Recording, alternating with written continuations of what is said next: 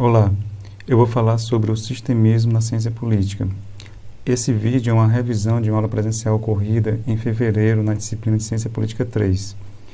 O sistemismo é uma abordagem teórica aplicada a vários campos de conhecimento: biologia, sociologia, ciência política.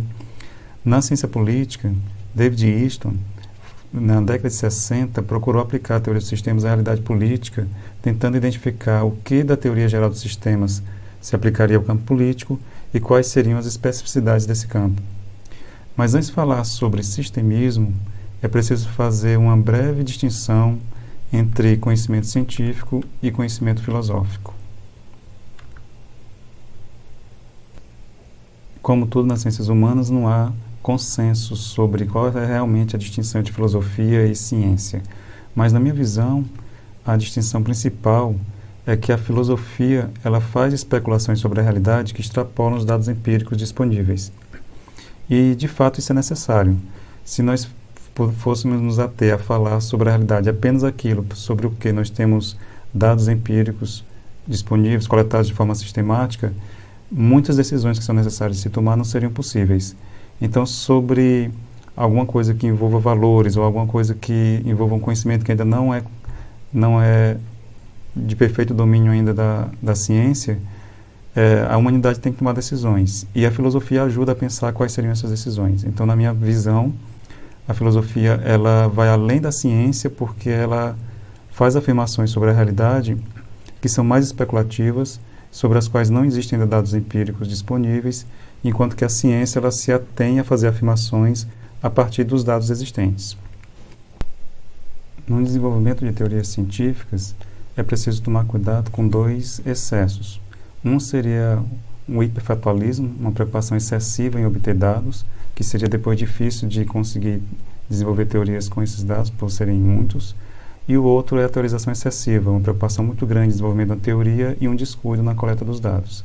Então, na hora de desenvolver uma teoria científica, é preciso tomar esses cuidados. E o David Easton acreditava que o sistemismo, o desenvolvimento de teorias sistêmicas, ajudaria a ciência política a seguir um caminho de meio termo que seria adequado. As teorias do sistema seriam suficientemente genéricas, mas ainda permitiriam fazer afirmações empiricamente válidas sobre a realidade. Mais à frente nós veremos o que era específico da ciência política, do campo da ciência política para o David Easton. Mas antes, vamos ver uma definição geral de teoria do sistema. Qual o objetivo do desenvolvimento de uma teoria dos sistemas aplicada à ciência política? Bom, o objetivo principal era o aproveitamento do progresso teórico de outros campos de pesquisa e integração do conhecimento científico. Então, ele acreditava que aproveitando, por exemplo, o progresso que havia na cibernética, no desenvolvimento de sistemas, na biologia, que também desenvolve teorias dos sistemas, aplicando isso à ciência política, a ciência política poderia se beneficiar de toda a teoria que fosse comum, que fosse relacionada à estrutura gerais dos sistemas, poderia beneficiar a ciência política. A justificativa é que os sistemas que diferem em termos de tamanho, escala de tempo e natureza específica podem, apesar disso, assemelhar-se intimamente uns com os outros quanto a certas estruturas e processos básicos. Então, um pressuposto das teorias dos sistemas é que sistemas bastante diferentes teriam algumas estruturas ou processos básicos que seriam comuns. Então, a natureza seria de tal forma que determinados processos seriam análogos em campos bastante diferentes do conhecimento. Uma teoria geral dos sistemas ela seria elaborada num nível bem elevado de abstração para poder ser aplicada a vários campos do conhecimento. Em geral, segundo Oran Yang, em geral a teoria de sistemas talvez seja mais útil para os problemas de macroanálise que para os de microanálise. De fato, como nós vamos ver na apresentação da teoria dos sistemas aplicada à ciência política do David Easton, ele se aplica mais ao sistema político como um todo do que propriamente ao que ocorre nos mecanismos internos do sistema político. Para David Easton, a função específica do sistema político, aquilo que lhe caracteriza, é o que na tradução de seu livro em português foi chamado de alocação autoritária de valores. Essa tradução não é boa, porque a palavra autoritário nos faz lembrar de autoritarismo, e não é necessariamente disso que se trata, mas de autoridade legítima, ou seja, aceita pelas pessoas. Os valores a que Easton se refere são as riquezas produzidas na sociedade.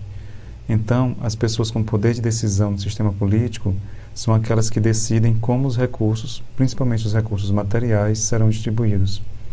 Por exemplo, a lei que garante a propriedade privada, as leis que determinam quanto cada pessoa física ou jurídica deve pagar de impostos, políticas públicas como a definição do valor do salário mínimo ou políticas de distribuição de renda.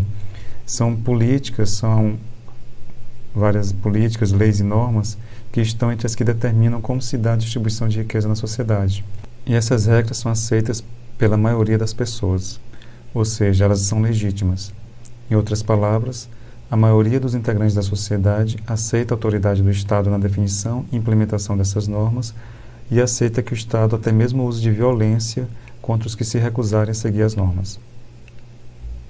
A seguinte definição de membro da sociedade política nos ajuda a não perder de vista que toda teoria é uma abstração da realidade, o que é o caso também da teoria dos sistemas aplicada à ciência política. O que se deve ter sempre em mente quanto ao membro de um sistema político como conceito é que ele se não refere à pessoa biológica como um todo, a todas as suas intenções. Seleciona ou abstrai apenas aqueles aspectos do seu comportamento que estão mais ou menos diretamente relacionados às alocações autoritárias de valores para a sociedade.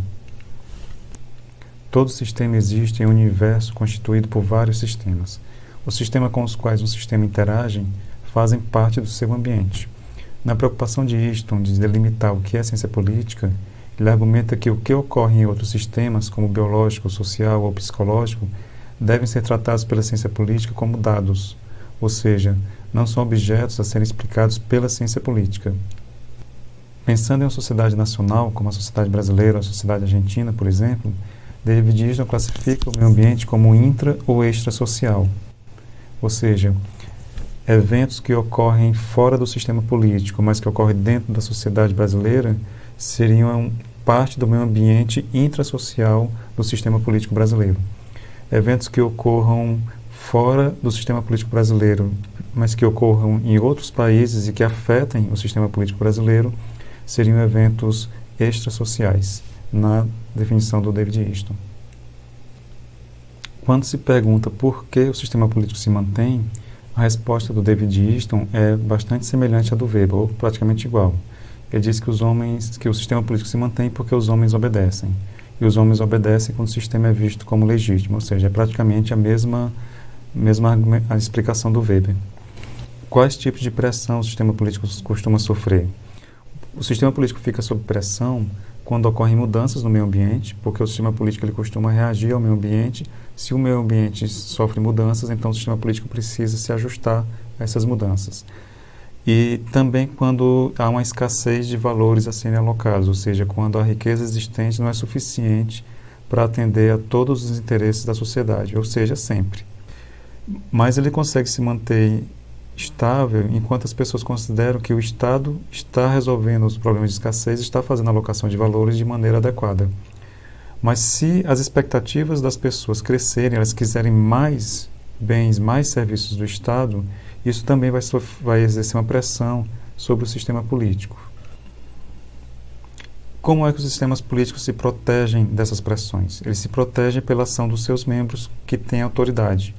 Ou seja, os políticos profissionais, os governadores, prefeito, presidente, os deputados, senadores, juízes, policiais, quando eles com as suas ações conseguem evitar que as pessoas cheguem ao nível de revolta a ponto de colocar em perigo o sistema político, então pode-se dizer que o sistema político está conseguindo resistir às pressões existentes. Se as pressões forem muito grandes, então vai ser necessário fazer mudanças no sistema político. Vai ser necessário transformar o padrão existente de alocação de valores para garantir a persistência do sistema político. Se o sistema político estiver sob uma pressão muito forte, ele pode ser necessário fazer alterações, como por exemplo, pode ser necessário alterar a alocação dos valores, alterar a distribuição de renda, cobrar impostos mais altos ou cobrar impostos mais baixos, fazer um imposto mais progressivo ou mais regressivo, de forma que o sistema continue existindo, que as pessoas voltem a considerar o sistema legítimo, voltem a ficar satisfeitas com o sistema e aliviar a pressão sobre ele. Caso contrário, caso a pressão não seja tão forte, não seja necessário mudar o padrão de alocação de valores, então pequenas mudanças podem ser suficientes para a manutenção do sistema. É interessante observar que o David Easton está preocupado em elaborar uma teoria do sistema político que seja geral, válida tanto para sociedades não industrializadas, sociedades simples, quanto para as democracias e regimes autoritários modernos. Então, sendo assim, ele precisa encontrar quais seriam as variáveis mais importantes que precisariam ser estudadas para que se possa analisar um sistema político de forma eficiente. E, para ele, as variáveis essenciais na análise desse sistema são, citando David Easton, o comportamento relacionado à capacidade de tomar decisões para a sociedade e a probabilidade de sua aceitação frequente pela maioria dos membros como autoritários. Essas são as variáveis essenciais. Se o sistema, se a elite política tem capacidade de tomar as decisões necessárias e se as pessoas vão aceitar essas decisões. Nós já vimos que um sistema político ele fica em um ambiente maior, onde tem vários outros sistemas, e que esses sistemas se influenciam mutuamente. E como então nós podemos chamar, como David Easton chama os efeitos que são transmitidos através do limite de um sistema para o outro. Ele chama de inputs e outputs. Então, se nós tivermos um sistema, o sistema sendo estudado for o sistema político, por exemplo, aqueles efeitos do sistema político que afetam outro sistema, como por exemplo o sistema social ou o sistema econômico, esses efeitos seriam os outputs do sistema político e seriam inputs para o sistema social, por exemplo, ou sistema econômico. Se algum efeito do sistema econômico, do efeito do sistema social, algum output desse sistema social influenciar o sistema político, então esses aí seriam inputs para o sistema político. Então, o que é input para um sistema é output para o outro. Então, o sistema político está imerso no sistema social, o sistema social faz parte do ambiente do sistema político e existe uma troca constante entre o sistema político e o sistema social. Aquelas decisões que são tomadas no sistema político, elas acabam afetando o sistema social sofre alterações e essas alterações acabam exercendo pressão sobre o sistema político para que eles também se alterem. Então, essa troca constante entre o sistema social e o sistema político, ela é algo que precisa ser explicado pela ciência política. O David Easton apresenta o seguinte modelo simplificado de atuação do sistema político, de interação entre o sistema político e o meio ambiente. O sistema político ele recebe como input demandas e suporte e ele produz como output decisões e ações. Ou seja, as pessoas que fazem parte do sistema político, nós, todos os cidadãos comuns, fazem demandas ao sistema político, por exemplo, demandam salário mais alto, demandam uma política de educação, demandam uma política de saúde, faz essas várias demandas ao sistema político. E os políticos têm que reagir a essas demandas e tomar decisões e ações. Pode ser uma decisão de produzir mais educação, de melhorar a qualidade da educação, melhorar a qualidade da saúde, ou pode ser uma decisão de reprimir essas demandas, de reprimir essas manifestações. Ao mesmo tempo, as pessoas suportam o sistema, ou seja, elas apoiam o sistema, elas demonstram estar satisfeitas com o governo, demonstram estar satisfeitas com as ações do Estado, demonstram estar satisfeitas com o Congresso, com o sistema judiciário, com a polícia, com o exército, etc. Então, é esse conjunto de demandas e de suporte que faz com que a elite política, os políticos, aquelas pessoas que fazem parte do sistema político e que têm capacidade de tomar decisões relevantes para a alteração do sistema, tomem as decisões que vão fazer com que o sistema se adapte a esse conjunto de demandas e apoio.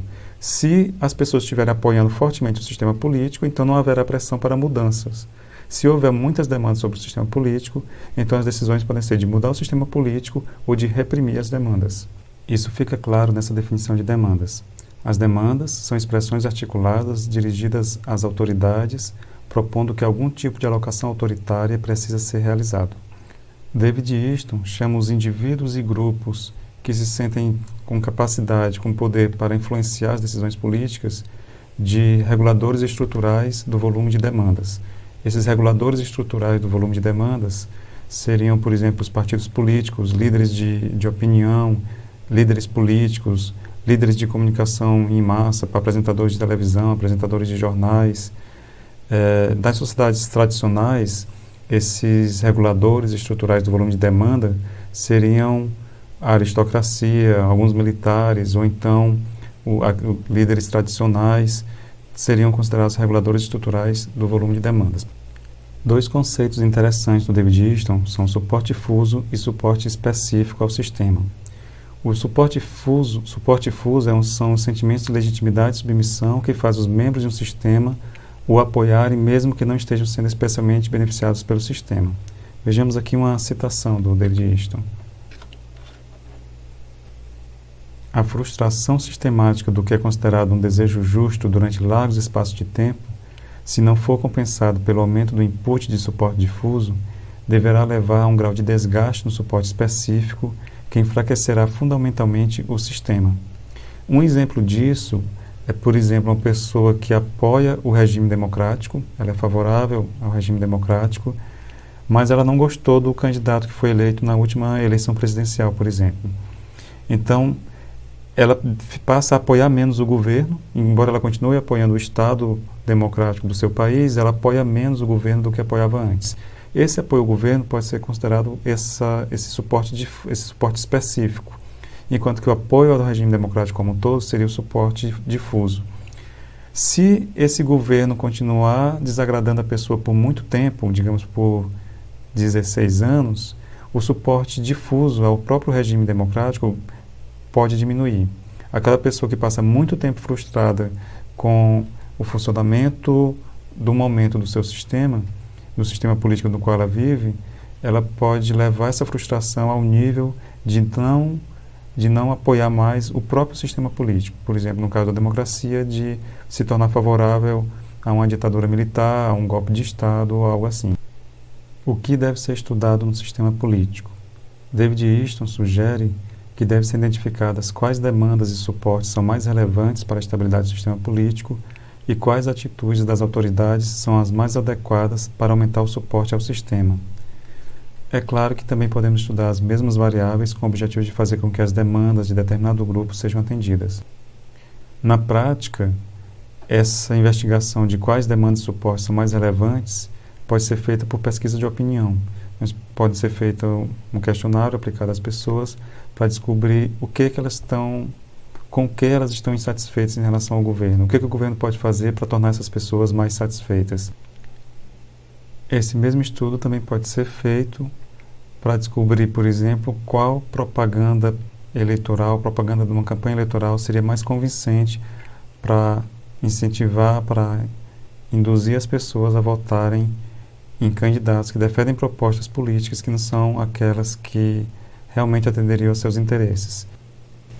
David Easton chama a atenção de que no sistema político os membros e as autoridades têm uma liberdade, ou seja, o cidadão comum e o político são pessoas que aprendem com a realidade, as pessoas vão se adaptando, vão criando novas demandas, vão fazendo novas pressões sobre o sistema, e as autoridades reagem a essas demandas e modificam o sistema.